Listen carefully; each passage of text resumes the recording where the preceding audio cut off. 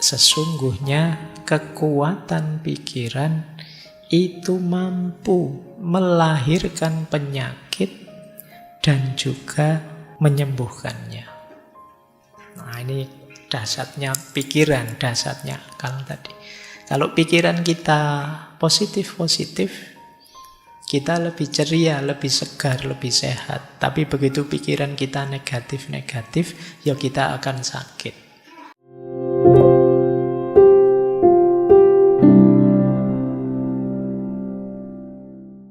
Baik, bismillah, kita mulai belajar tentang kesehatan mental dari Ibnu Sina. Saya awali dari sini saja ya. Jadi Ibnu Sina itu punya kategori kondisi tubuh kita, kondisi diri kita itu 3. Kita kan selalu menyebutnya hanya 2. Kalau tidak sehat ya sakit. Tapi kata Ibnu Sina enggak, kita itu ada 3 kondisi diri kita. Yang pertama adalah sihah. Kalau ini ya jelas sehat. Yang kedua marid. Marid itu sakit. Sehat itu apa? Beliau mendefinisikan sehat itu tubuh kita sesuai tabiat dan susunannya, kemudian kinerjanya normal. Itu sehat. Jadi kondisinya natural, kinerjanya normal. Itu sehat. Kebalikannya namanya sakit. Berarti ya kalian kalau ingin tahu saya sehat apa tidak, ya cek dirimu ya. Apa-apanya normal enggak? Kalau ada yang tidak normal, ya ada yang tidak beres. Mbok sekedar kamu, saya kok bolak-balik menguap, terus bolak-balik ngantuk. Mungkin ada yang tidak normal juga. Padahal tadi sudah tidur, itu berarti nggak normal. Pokoknya kinerjanya normal, situasinya alami, natural, tabiatnya dan susunannya normal, berarti kita sehat. Kalau tidak begitu, berarti kita sakit. Termasuk nanti jiwamu. Cuma beliau nambah 1 kategori lagi. Ini kategori tengah-tengah. Laisat bisihah wala marot. Disebut sehat tidak bisa, disebut sakit juga tidak bisa. Jadi kalau disebut sakit, gejalanya belum muncul. Tapi kalau disebut sehat, kok rasanya ada yang tidak beres dengan diri kita. Nah, ini kalian dapat kategori lagi ya. Kadang-kadang kalau ketemu teman itu, gimana kabarnya, sehat? Itu boleh kalian yo jawab, rasanya sehat juga enggak, tapi sakit juga enggak. Itu kategori ketiga itu. Jadi apa di antara cirinya? Ya banyak sih beliau menyebut, tapi antara lain itu. Kalau tiba-tiba teman-teman merasa capek terus, kelelahan yang kronis, itu mesti ada yang tidak beres. Apakah itu karena mental atau karena fisik yang tidak beres? Itu biasanya kalian rasanya capek. Perasaan istirahat cukup, makan cukup, tapi rasanya kok lemes terus ya. Mungkin ada yang tidak beres. Kemudian juga stres. Tidak ada apa-apa kok rasanya stres terus ya. Cemas terus. Pikiran ini rasanya nggak ada tenang-tenangnya. Padahal juga tidak ada apa-apa. Entah karena apa. Padahal sudah belajar stoik berbulan-bulan. Kamu kan andalanmu stoikisme hari ini. Teori stoik saya hafal Pak. Tapi ya menjalankannya tetap gelisah terus saya. Ngaji filsafat di bolan-balani diulang-ulang, ya hasilnya cuma ngantuk. Nah, ada yang tidak beres. Tapi gejala penyakitnya belum muncul. Jadi misalnya diperiksakan mungkin ya kalau ke puskesmas belum ketemu, mungkin perlu spesialis yang apa yang bisa menemukan. Ini yang disebut laisat bisihah wala marot. Tidak bisa disebut sehat, tapi juga tidak termasuk sakit. Mungkin sebagian besar kita ada di sini. Kita tahu ada yang tidak beres. Tapi ya belum ketemu. Atau jangan-jangan sebenarnya kita sakit tapi tidak ngaku. Ada enggak di sini yang menyembunyikan penyakitnya? Mungkin ada. Tapi teman-teman diam-diam saja. Dan itu berat. Karena penyakitnya sendiri sudah berat, kalian menyembunyikan itu juga berat. Urusannya mental. Nah, siap-siap ya, hati-hati. Dan itu kalian sendiri yang tahu kok. Nggak akan saya tanya satu-satu. Tapi ayo kita sayangi diri kita. Baik. Jadi ini ya kondisi tubuh kita hari ini, sehat, sakit, atau antara-antara. Sehat juga enggak, sakit juga enggak. Kita lanjutkan. Tema kita malam hari ini lebih ke kesehatan mental. Kalau tubuh yang sakit mungkin ya ke dokter, karena kita bukan dokter jadi enggak tahu. Tapi mental sehat, itu mungkin kita bisa mengidentifikasi. Kalau di Ibnu Sina, secara umum orang mentalnya sehat itu cirinya 4. Yang pertama, emosinya stabil. Yang kedua, pikirannya jernih. Yang ketiga, lahir batinnya harmonis, jiwa dan tubuhnya selaras. Dan yang keempat, bisa menghidupkan spiritualitas dan moralitas. Jadi ini berhubungan dengan diri kita. Jadi emosi stabil. Emosi stabil itu bukan berarti tidak pernah marah atau tidak pernah sedih. Tidak. Ya bisa marah, bisa sedih, tapi bisa kita kendalikan. Jadi bisa kecewa, bisa stres juga, tapi tidak berlebihan. Bisa kita kendalikan. Ini namanya emosinya stabil. Tidak meledak-ledak, juga tidak apatis, tidak bisa dipengaruhi, tapi ya bisa. Cuma ya stabil saja. Kita masih bisa mengendalikannya. Ya wajarnya manusia bisa marah, wajarnya manusia bisa kecewa, wajarnya manusia bisa stres, tapi bisa dikendalikan. Ini berarti kita masih sehat. Jadi tidak usah galau. Pak, saya kok marah terus ya Pak? Ya asal kalian masih bisa mengendalikannya, masih tergolong sehat. Tapi kalau kalian marah terus tidak bisa mengendalikan, lupa diri, tidak bisa ngontrol diri, sehingga efeknya marah jauh lebih besar daripada sebabnya, ada yang tidak beres. Mulai harus introspeksi. Kemudian pikiran kita jernih. Pikiran jernih itu berfungsi normal. Jadi bukan berarti harus pinter selevel para filosof, tidak begitu. Pikiran jernih itu bisa kita pakai untuk hidup sehari-hari, untuk hidup normal. Kadang-kadang ada orang yang pikirannya tidak fokus, terganggu, dipakai mikir tidak bisa, buntu, dan lain sebagainya. Jadi hidupnya mungkin mengandalkan insting saja, dia kalau diajak mikir tidak nyampe, bingung. Ini pikirannya tidak jernih. Atau terganggu oleh mindset macam-macam, wawasan dari medsos apa dan lain sebagainya, sehingga tidak jernih. Pikiran tidak jernih itu, misalnya kalian tidak bisa membedakan ini sehat, ini tidak sehat, ini menyenangkan, ini menyedihkan, ini baik, ini buruk. Itu pikiran harus bisa ini. Kalau tidak bisa, ayo kalian cek lagi ya, waras apa enggak. Karena orang yang pikirannya kacau kan kita menyebutnya kurang waras. Makanya di berbagai sesi kalau bicara tentang filsafat selalu saya wanti-wanti, hati-hati loh ya, manusia itu kuncinya di akalnya. Karena manusia itu hayawanun natik. Jadi kita itu kategorinya binatang secara genus. Cuma kita diistimewakan oleh Allah dengan akal budi kita. Nah, kalau ternyata akal budi ini terganggu, berarti kan ini keistimewaan ini nggak kepake. Manusia minus akalnya, ya yang tersisa hayawannya. Kamu tinggal binatangnya, makanya hati-hati. Pikiran gelap, pikiran buntu, pikiran macet, dan lain sebagainya, itu alamat yang tersisa binatangnya. Ya tadi saya sebut hidupmu mungkin mengandalkan insting saja.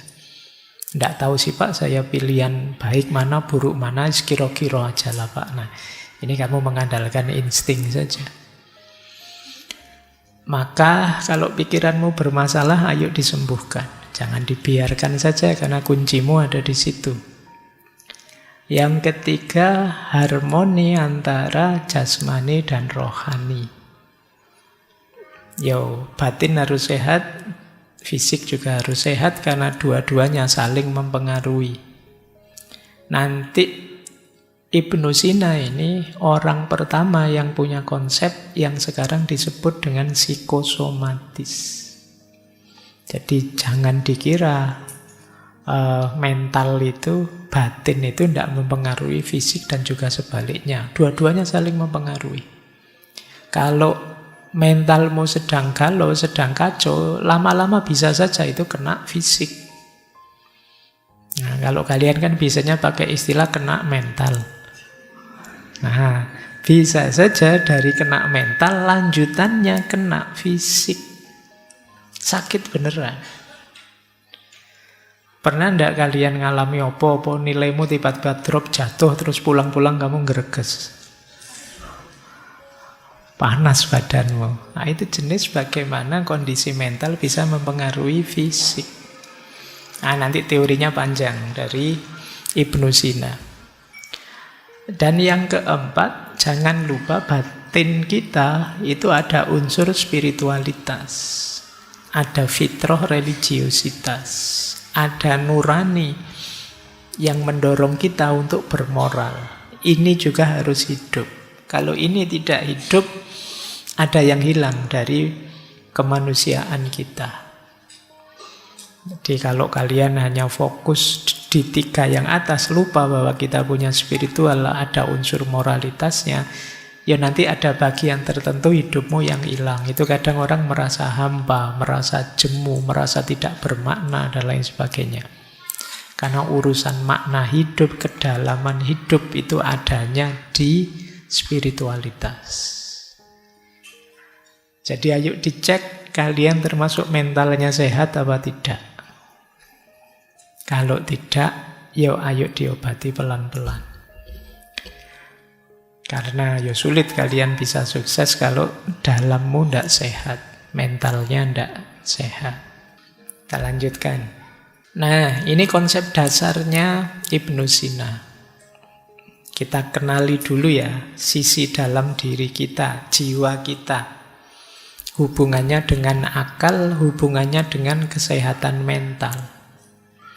Kata Ibnu Sina, jiwa kita itu ada 3 unsur. Kadang orang menyebutnya 3 daya, 3 kekuatan. Yang pertama, jiwa nabatiyah, vegetatif.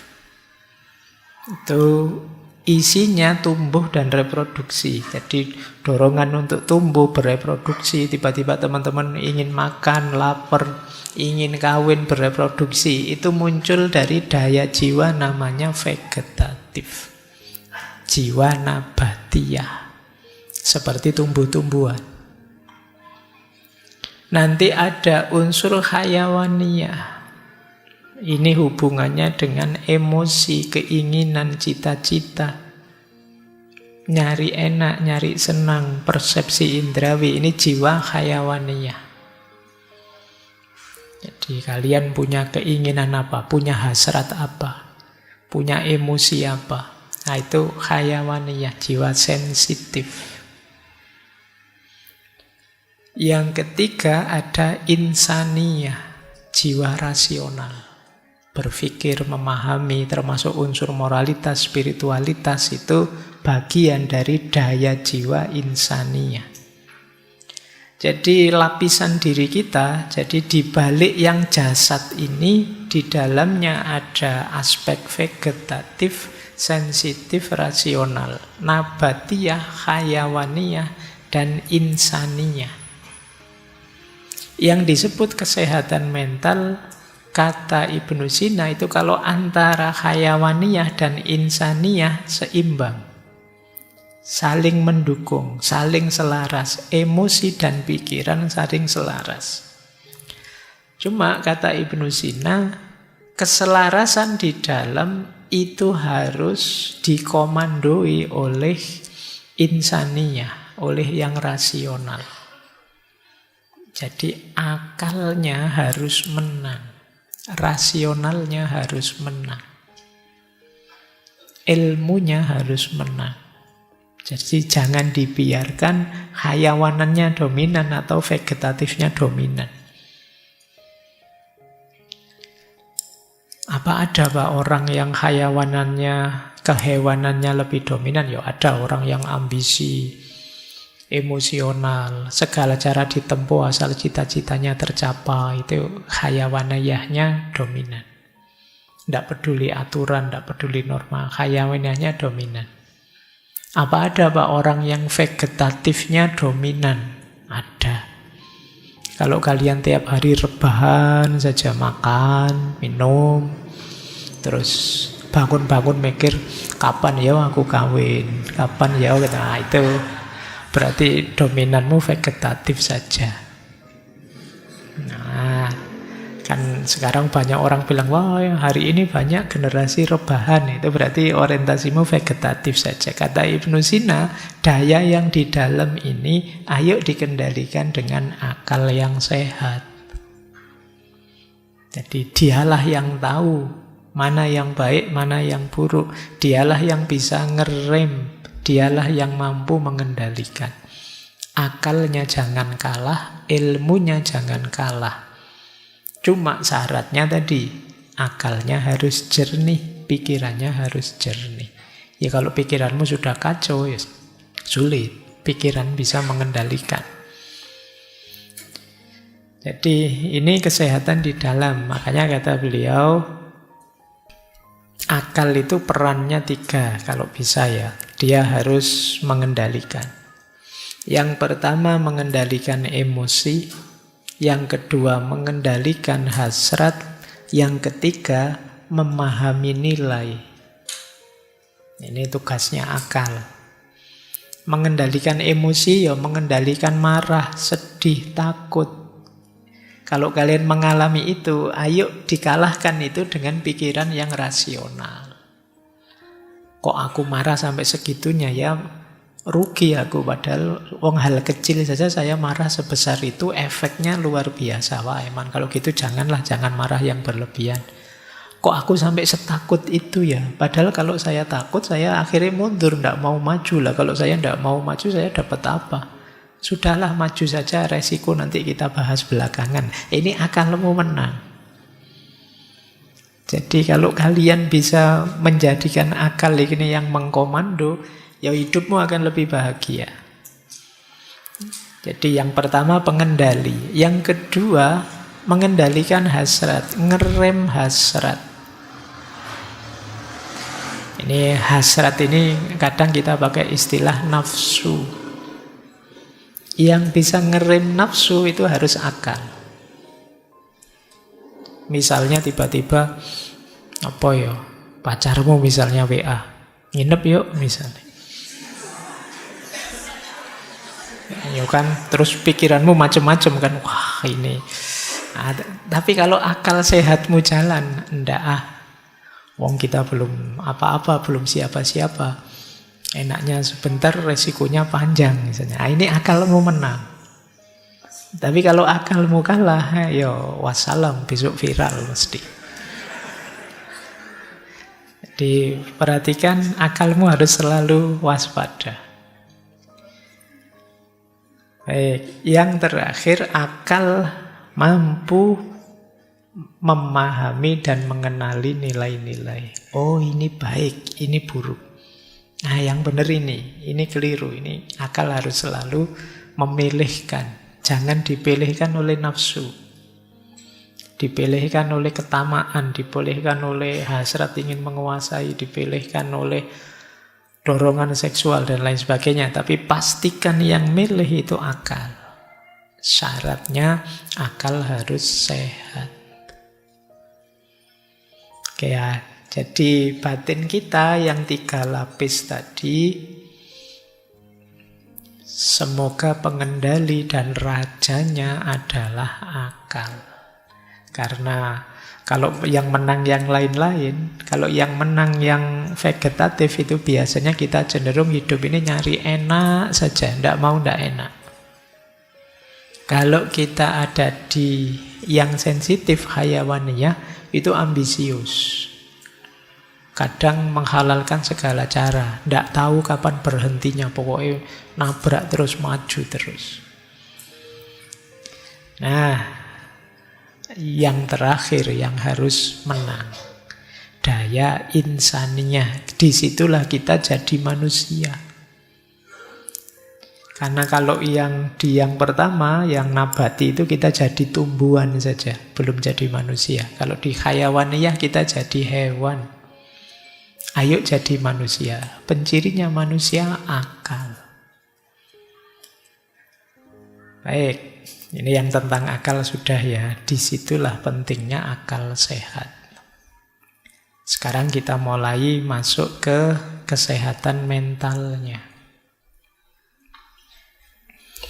Nah, sebelum ke sana, kita pahami dulu hubungan antara batin dan lahir, jiwa dan tubuh dalam pikirannya Ibnu Sina. Jadi Ibnu Sina punya pandangan secara umum begini.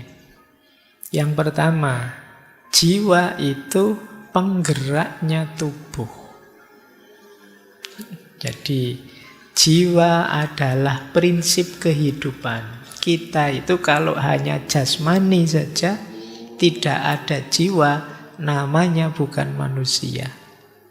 Tanpa ada jiwa, tubuh itu hanya materi yang tidak punya kehidupan. Kalau kalian misalnya tiba-tiba lihat tergeletak sesosok manusia yang tidak ada nyawanya, tidak ada jiwanya, kamu mendekat atau lari? Mesti ngeri kan kamu. Ini secantik apapun, seganteng apapun, kalau tidak ada jiwanya, kita menyebutnya bukan manusia. Karena jiwa itu adalah penggeraknya tubuh. Kata Ibnu Sina, jiwa menggunakan tubuh sebagai alat untuk menjalankan fungsi-fungsinya. Untuk berpikir ada alatnya namanya otak. Untuk bergerak ada alatnya namanya otot. Untuk merasa ada alatnya namanya indera. Otak, otot, panca indera itu kan fisik, tubuh. Tapi dia jadi alatnya jiwa, jadi kendaraannya jiwa. Mata dengan melihat. Melihat itu kan unsur kejiwaan, tapi mata itu unsur tubuh. Dan dua-duanya kerjasama, itu yang dimaksud saling berhubungan. Tidak mungkin ada kita bisa melihat kalau dua unsur ini tidak ada. Atau salah satu saja yang ada. Matanya ada sih Pak, cuma daya melihatnya yang tidak ada. Ya tetap kita tidak bisa melihat. Daya melihatnya ada Pak, tapi tidak pakai mata Pak. Itu mata batin atau mata apa gitu. Tidak bisa, ya tetap tidak jalan. Mungkin bisamu kira-kira. Sama dengan telinga dan mendengar, hidung dan bau. Saya kepleset mencium. Kamu biasanya kan kamu hidung untuk mencium itu. Hidung untuk membau, awas keliru kamu. Kalau ciuman kan tidak pakai hidung. Jadi jiwa dengan tubuh. Nah, tapi yang kedua jangan lupa juga tubuh itu wadahnya jiwa. Kalau tidak ada tubuh, tidak ada yang jasmani, jiwa juga tidak berarti. Tadi kalian ketemu jasad saja, tidak ada nyawanya, lari. Apalagi ketemu jiwa saja, tidak ada jasadnya. Kamu tambah ngeri mesti. Gitu. Jadi jiwa itu wadahnya tubuh. Bahkan nanti saling mempengaruhi. Ini ternyata ya memang dekat, saling berhubungan. Maka jangan disepelekan. Pak, saya filsafat saja Pak, urusan materi, urusan jasad itu. Loh, tapi kalau tidak ada jasad, bahkan pikiranmu tidak ada wadahnya. Ya otak itu kan bisa dicek, bisa dilihat, bisa itu yang kerja berpikir ada di situ. Kalau ndak ada itu ya ndak ada hubungannya apa otak sama mikir, ya coba otakmu dibuang. Wong kamu kebentur sedikit saja puyeng ya, terus pikiranmu kan terganggu. Jadi ini dua-duanya saling berhubungan. Makanya kemarin di Epikuros itu ya nomor 1 tetap sehat. Sepinter apapun kamu, kalau tidak sehat, tidak ada gunanya. Kamu hafal kitabnya Aristoteles tadi, tapi terus tiap hari batuk, tiap hari puyeng, tiap hari pusing, ya metafisikanya Aristoteles tidak ada gunanya. Lebih berguna paramek apa-apa gitu. Kalau kamu sedang sakit. Oke ya. Baik, jadi ini dua prinsip awal, hubungan jiwa dan tubuh. Kemudian ini yang tadi kita sebut psikosomatis ya. Jiwa mempengaruhi tubuh dan juga tubuh mempengaruhi jiwa. Emosi, pikiran, kondisi mental mempengaruhi jasmani kita. Kalau kita stres, cemas, kemudian perutnya mules, kepalanya pusing, tekanan darahnya naik, nah itu pengaruh jiwa terhadap tubuh. Makanya ada peribahasa, di dalam tubuh yang sehat ya terdapat jiwa yang sehat juga, mensana in corpore sano. Saya lupa itu dulu ada filosofi yang punya teori itu. Sebaliknya juga begitu. Kalau kita tubuhnya tidak memadai, sedang capek, sedang lelah, sedang lapar, sedang lesu, ya tidak bisa berpikir. Jadi mekanisme yang di dalam tidak bisa. Baik, jadi ini sedikit uraian saja tentang hubungan antara jiwa dan tubuh. Kuncinya tetap ya, yang di dalam harus dikendalikan oleh pikiran kita. Pikiran kita yang kata Ibnu Sina begini, saya tadi ngutip quote menarik. Inna kuwatal fikri qadirotun ala ihdasil marodi wasyifai minhu. Sesungguhnya kekuatan pikiran itu mampu melahirkan penyakit dan juga menyembuhkannya. Nah, ini dasarnya pikiran, dasarnya akal tadi.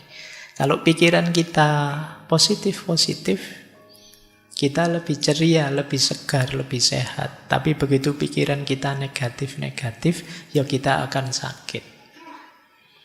Jadi pikiran jadi kuncinya. Kalau teman-teman serba paranoid, mikirnya negatif terus, ya mungkin bisa sakit beneran. Ini saya kok berkeringat ya, sumuk ya, jangan-jangan jantungku bermasalah ini. Terus kamu gelisah mikir, padahal ya memang sumuk sejak tadi hujan gak jadi-jadi. Tapi karena pikiranmu negatif, ya nanti lama-lama detak jantungmu meningkat, tekanan darahmu meningkat, ada pressure dari dalam, ya bisa sakit beneran. Jadi pikiran, kata Ibnu Sina, qadirotun ala ihdasil marad, mampu melahirkan penyakit.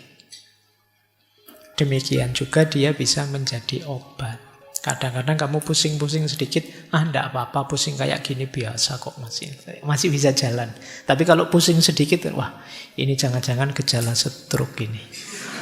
Mungkin saya, itu sudah kamu tidak berani gerak sudah. Jadi sakit beneran. Betul. Baik, maka kendalikan pikiranmu karena banyak penyakit yang muncul dari pikiran. Nanti ada eksperimen menarik, terkenal sekali dari Ibnu Sina. Beliau bikin uji coba 2 ekor kambing yang diletakkan di ruangan terpisah. Kambing yang satu ruangannya terisolasi, tidak lihat apa-apa. Cuma kambing yang satunya ruangannya dijajarkan dengan ruangan serigala. Meskipun serigalanya tidak bisa mencapai kambing itu, cuma di depannya kandangnya serigala. ternyata meskipun diberi makan yang sama, di treatment yang sama, kambing yang kedua yang tiap hari lihat serigala itu pelan-pelan sakit, jadi lemah, akhirnya mati. Sementara kambing yang satunya segar, biasa saja, sehat. Nah, ini eksperimennya kambing. Jadi ini untuk membuktikan tadi loh, bahwa pikiran itu ternyata berpengaruh. Yo, kambing yang kedua tadi mungkin tiap hari stres nonton, aduh serigala di depanku ini, nanti kalau saya dimakan gimana? Pikirannya kan begitu terus. Tiap hari dia ketakutan. Meskipun serigalanya ndak nabrak kita, wong dia ada di kandangnya. Itu sama kayak kalian ndak mau ngapa-ngapain karena khawatir bahaya ini, bahaya itu. Stres sendiri. Mau naik motor nanti kalau tabrakan gimana? Naik kereta, yuk kadang-kadang kereta api itu juga jadi bingung. Kamu mikir negatifnya terus. Sekelilingmu ini kamu lihat, lihat laki-laki, wah laki-laki ganas semua sekarang, garangan kabeh iki misalnya. Terus kamu takut, tidak berani berinteraksi. Nanti yang cowok lihat perempuan, perempuan itu penipu, penggoda semua. Pikiranmu negatif terus, ya efeknya ke dirimu sendiri. Kamu milih sakit atau milih sehat, ya sebagian besar dari dirimu sendiri. Pikiranmu. Jadi ya jangan sampai kita seperti kambing yang kedua. Ya bahaya di sekeliling kita selalu ada, tapi kan tidak selalu sampai ke kita. Ya nanti kalau sampai baru dibahas. Wong belum sampai saja kok kamu mikirnya sepanjang itu. Baik, saya dulu ada teman itu yang bilangnya, di sekitar kita ini bertebaran virus-virus, bertebaran bakteri-bakteri. Kita harus hati-hati loh, makanya gitu kan. Tapi ya kalau sampean mikir itu nanti tidak berani keluar rumah. Wah, ada virus ini, ada bakteri ini, ya selalu saja ada di mana-mana. Baik, saya dulu ada zaman kecil sering ke sawah. Zaman kecil itu ke sawah, orang-orang desa kalau di sawah capek-capek minum ya tinggal nyeduk saja di got sebelahnya sawah itu, dia nyeduk saja diminum dan sehat tubuhnya. Sementara ya kadang-kadang kita kadang air bersih sih sehat, misalnya air sulingan, wah saya pilek Pak kalau minum itu Pak. Kita mulai manja. Dulu waktu kecil kita hujan-hujan seger, sehat. Sekarang kena gerimis saja besok pilek kamu. Jadi begitu naik motor hujan gerimis-gerimis, waduh pilek ini nanti hujan pilek. Ya pikiranmu begitu ya pilek beneran. Kamu tidak bisa menikmati hujan, pikiranmu mengarahkan ke arah sakit, ya sakit beneran akhirnya. Oke ya, jadi pikiran kuasa untuk membuat kita sakit atau membuat kita sehat. Makanya ayo mikir yang positif-positif saja, yang enak-enak saja. Jangan sakit apa sedikit terus mikirin negatif. Waduh, ada juga loh orang itu yang tidak sakit apa-apa tiba-tiba mati misalnya. Terus kamu, wah jangan-jangan jatah saya besok. Ya sudah, kamu tidak ngapa-ngapain, sudah. Baik, itu ya. Jadi yang pertama, ayo berpikir positif. Baik, kita lanjutkan. Ini teori harus agak berpikir. Sekarang ayo kita kenali istilahnya Ibnu Sina, namanya mizaj. Mizaj itu namanya campuran. Jadi dalam diri kita itu ada 4 cairan, 4 unsur-unsur. Unsur ini sifatnya materi, tapi menentukan mentalitas kita, menentukan kualitas diri kita. Ayo kita cek ya, pelan-pelan saja. Jadi dalam diri kita itu ada elemen dasar. Air, api, tanah, udara. Avatar ya. Yo itu mungkin yang bikin. Ini teori ini dulu teman-teman boleh merefer ya, karena memang ini mempengaruhi Ibnu Sina. Ini dari Hippocrates. Hippocrates itu terus dilanjutkan oleh Jalinus Galen, diambil oleh Ibnu Sina tentang cairan tubuh. yang mempengaruhi mental kita, juga fisik kita. Ya cairan tubuh itu istilahnya humor. Kalau di situ ada tulisan humor jangan dibaca. Wah itu lucu-lucuannya, bukan itu. Humor itu cairannya. Jadi diri kita itu ada 4 unsur, air, api, tanah, dan udara. Air sifatnya basah. Dalam diri kita diwakili oleh cairan namanya sauda. Sauda itu empedu hitam. Api sifatnya panas. Dalam diri kita itu diwakili oleh cairan dam, darah. Kemudian ada unsur tanah. Sifatnya kering. Diwakili oleh empedu kuning namanya sofro. Dan udara sifatnya dingin. Diwakili oleh lendir atau dahak namanya balghaum. Ini cairan. Kita semua punya 4 ini. Biasanya setiap orang ada yang dominan. Cairan-cairan itu. Jadi kalau kita ingin mental kita seimbang, sebenarnya ya 4 ini kita buat seimbang. Tapi pasti ada salah satu yang dominan. Kalau orang ini elemen dasar airnya yang dominan, yang tadi sauda empedu hitam, itu biasanya orangnya, temperamennya, wataknya biasanya namanya melankolis. Nah, coba dicek ya kalian nanti ada di mana. Orang melankolis itu introvert, analistis, perfeksionis. Pendiam, jarang bergaul, perfeksionis tapi teliti, analistis. Kelebihannya orang melankolis itu dia terorganisir, penuh rencana, serius hidupnya. Sayangnya dia ada sisi negatifnya, yaitu sensitif, baperan, pesimis, dan suka overthinking. Mikirnya suwe, memutuskannya lama. Nah itu berarti kalian kebanyakan sauda tadi, empedu hitam. Nanti ada dietnya, ada terapinya masing-masing. Jadi kalau kebanyakan itu ya mungkin diatur lagi gaya hidupmu. Introvert, analistis, perfeksionis. Kalau kalian kuat di api, darahmu lebih dominan.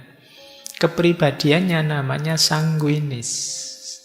Kepribadian sanguinis itu kebalikannya melankolis.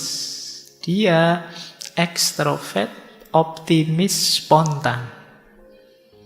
Kelebihannya orang jenis ini enak diajak komunikasi. Kalau ada dia rame situasinya, ceria situasinya. Sayangnya orang seperti ini sulit diajak komitmen, susah berorganisasi, terus biasanya tidak konsisten. Jadi tipe ini kalau jadi supporter enak. Rame dia. Kalau buat rame-ramean enak. Tipe sanguinis. Ini kuat di dam atau darah. Ciri panasnya. Kemudian ada kalau yang dominan unsur tanahnya. Empedu kuning atau sofro. Ini temperamennya namanya tipe koleris. Tipe koleris ini orangnya tegas, enak jadi leader, ambisius. Kelebihannya dia fokus, pekerja keras, pinter memutuskan. Sayangnya tipe koleris ini agak arogan, ingin dominan. Karena dia punya karakter leader, jadi dia ingin menguasai. Terus empatiknya kurang. Jadi tidak bisa merasakan yang dirasakan orang lain. Tapi enak kalau jadi leader. Karena dia fokus, bekerja, dan cepat memutuskan. Kalau ada di sini yang merasa tipe koleris, ya besok nyalon bupati ya buat DPR gitu. Kalian pas di situ. Nah, kalau yang keempat elemen dingin, elemen udara, dahak, lendir, banyak. Ini kalau kalian dominan di aspek cairan ini, tipe temperamennya adalah flegmatis. Orangnya santai, ndak baperan, pendamai. Pendamai itu ya sudahlah, ndak usah kaku-kaku, ndak usah serius-serius. Kelebihannya tipe flegmatis ini tenang, adaptif, mudah menyesuaikan situasi, dan dia pendengar yang baik.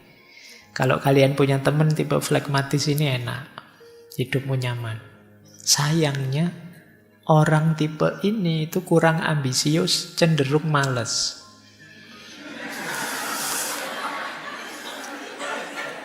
Jadi, pokoknya pinginnya santai-santai. Terus ya namanya santai ya tidak bisa digas pokoknya. Pingin nyaman saja. Ayo ya, coba dicek ya. Kalian ada di tipe mana? Kalian melankolis, sanguinis, koleris, apa flegmatis? Kita semua ada unsur itu, tapi yang dominan yang mana? Itu nanti menentukan karakter kita, temperamen kita. Yo nanti ketika sudah sangat tidak seimbang cairan-cairan ini, nanti yo ada. Nanti di kitabnya Ibnu Sina itu yo, untuk meningkatkan ini melankolisnya dikurangi makan ini, ditambah makan ini biar tidak terlalu melankolis. Biar tidak terlalu sanguinis ya banyak makan apa, dikurangi makan apa. Itu nanti ada. Cuma tidak saya tulis di sini satu-satu, nanti waktunya habis. Jadi ini namanya mizaj. Jadi mizaj itu 4 cairan yang terkombain dalam diri kita, masing-masing dengan ciri dan karakternya. Ada basah, ada panas, ada kering, ada dingin, dan salah satu pasti dominan. Nah, coba ya kita kembangkan 4 ini. Ini mungkin kalau teman-teman nyari pasangan, nyari teman, berorganisasi dan lain sebagainya, nyarinya kombinasi yang gimana? Ya kita jelajahi satu-satu. Ada kombinasi pertama yang orang anggap ideal.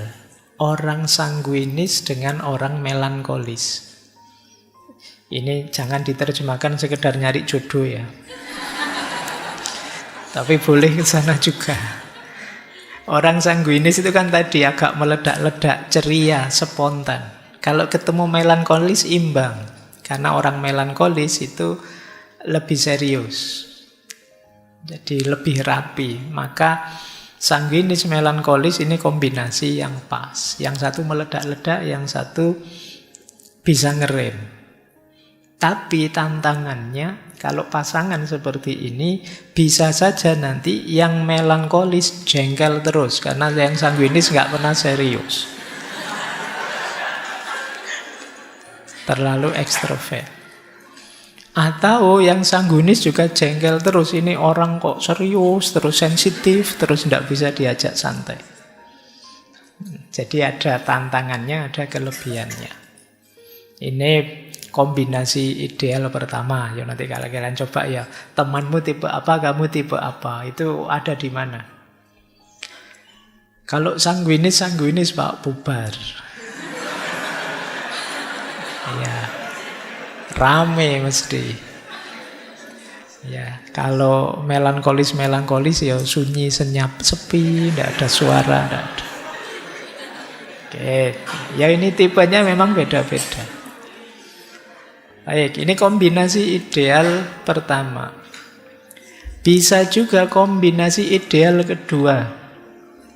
Koleris ketemu flegmatis. Koleris tadi yang pemimpin, tegas, ambisius, ketemu flegmatis, yang lebih tenang, fleksibel, santai. Koleris bagian mimpin mengarahkan, flegmatis yang mengikuti di belakang, ngerem, menjaga keharmonisan. Ini enak, kalau kalian tipe tadi leader, cari yang flegmatis. Ini bisa saling mengimbangi. Yang satu ingin dominan, yang satu santai. Jadi tidak merasa ditindas, tidak merasa dianu. Dia lebih bisa menikmati, lebih bisa adaptasi. Tapi ya seperti tadi ada tantangannya. Bisa saja nanti kolerisnya capek, frustasi dia. Ini diajak maju, diajak berkembang kok ndak bisa ini. Santai terus. Sama, nanti flekmatisnya juga bisa sebaliknya. Dia tertekan. Pada akhirnya dia merasa, aku kok diatur terus toh ya, didominasi terus toh ya. Emangnya aku ndak bisa ngatur diri sendiri, lama-lama bisa begitu. Jadi ini kombinasi kedua, koleris dan flekmatis. Baik, kombinasi ketiga. Dicoba ya nanti, sanguinis dan koleris.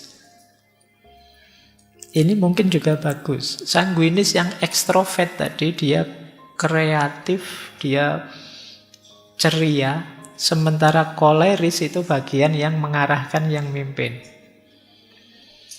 Nah, cuma juga ada tantangannya. Orang koleris mungkin lama-lama akan jengkel karena sanguinis ini kok pinginnya seneng-seneng terus. Ingin ceria terus. Sementara yang sanguinis merasa yang koleris terlalu keras. Ini kombinasinya agak keras. Yang satu leader, yang satu seorang ekstrovert. Nah ini kombinasi lembut. Melankolis, flekmatis. Yang satu detail merencanakan, yang satu tenang dan damai.